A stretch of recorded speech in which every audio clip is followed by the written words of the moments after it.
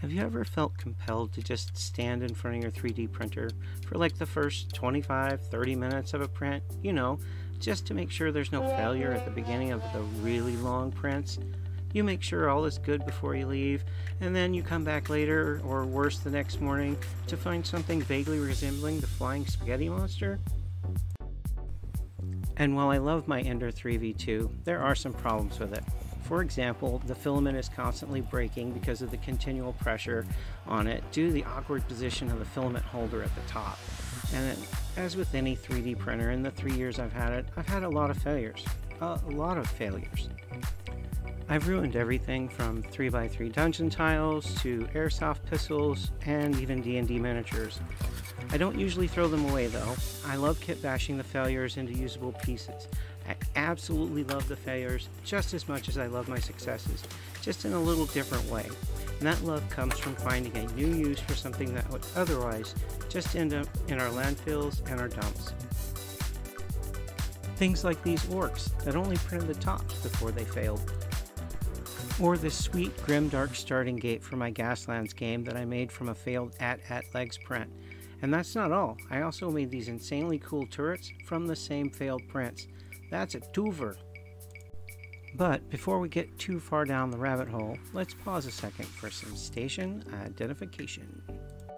Welcome to the Real Killer DM channel, a channel dedicated to the pursuit of fun through tabletop gaming. I have not been asked to do any review on a 3D printer. I've not been given anything for free. All of the printers that I discuss I bought myself, so this is just an honest assessment of the ones that I have personally bought and I use on a daily basis. However, if anyone would like to send me a product for review, you can find my contact information on my YouTube homepage. I would love to test out new products and give my honest review of them. Getting back to the video, one of the things that produces a ton of waste for me is the leftover supports from my Elegoo Mars 2. So that's going to be my main build material for this video. Well, that and this half-inch styrofoam sheet. It's a packing sheet we got in, I think, with another TV. I'm just going to rip off irregular pieces of it for this project and glue the support pieces to the sides as girders and beams. And because of the lattice structure woven into the supports, they truly look like support structures you would typically find in the remains of a crumbled building or skyscraper, especially if you play with 6mm to 10mm armies. So today, I'm going to craft and paint for you 4 unique scatter terrain walls and corner pieces for my new Gaslands inspired battle board.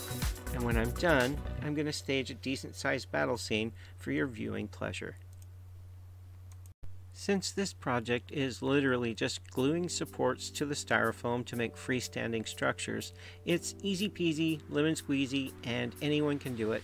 I do recommend using a low temperature glue gun that won't instantly melt your styrofoam every time you lay a bead out. The lower temperature ones allow plenty of time for it to set, and the pieces do not malform around the styrofoam or cause the styrofoam to shrink away from the supports. Another thing to take into consideration is that polystyrene foam will melt if you spray it with spray paint, and this can help to accentuate and improve the look of the shelled out, bomb-blasted buildings. Just don't overdo it and you should be fine. The Black Magic Craft Mod Podge, however, is the best base coat material as it seals the piece so it can be spray coated without damaging anything. If for any reason you don't have access to these support materials and you don't have a 3D printer friend or buddy to reach out to, then you can contact me in my email and I will figure out a way to send you some of my overabundance. 3+ years of 3D printing has left me with quite a bit of these materials, and I don't mind sharing. The build time on this project is very minimal. Other than making the video, the actual work time was maybe 10 minutes for all the pieces. Add another 5 or 10 minutes for the airbrushing, and really I was out in under 30 minutes with 4 table-ready rubble pieces. Speaking of ready, have you already subbed my channel? Because you know we would love to have you as a new member to the Killer family, and if you would kindly support me and the work that I do by smashing that like button, I would also be very grateful. Like I said earlier, spray can paints will melt the piece, which is why I use the airbrush in this video. No harsh chemicals to ruin the day. While I spray these pieces, I wanted to give my viewers a heads up about my upcoming Kickstarter campaign. I will be posting my new game, Totally Random Dungeons, on Kickstarter in the next week, and I would greatly appreciate your help in making it a success. Totally Random Dungeons is a roguelike dungeon grinder with multiple character classes, monsters, traps, and treasures. Explore rooms, fight monsters, defeat traps, all while watching the loot pile up.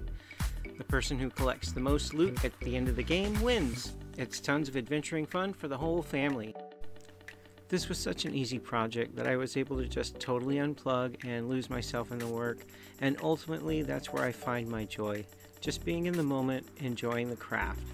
I hope I've inspired you to go do a thing today also.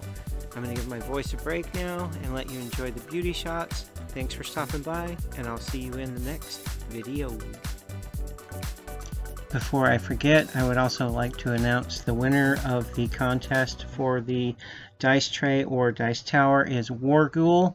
Warghoul, if you will please get in touch with me through my email, we'll kind of cement some ideas and we'll get that prize to you. So anyway, congratulations again goes out to Warghoul.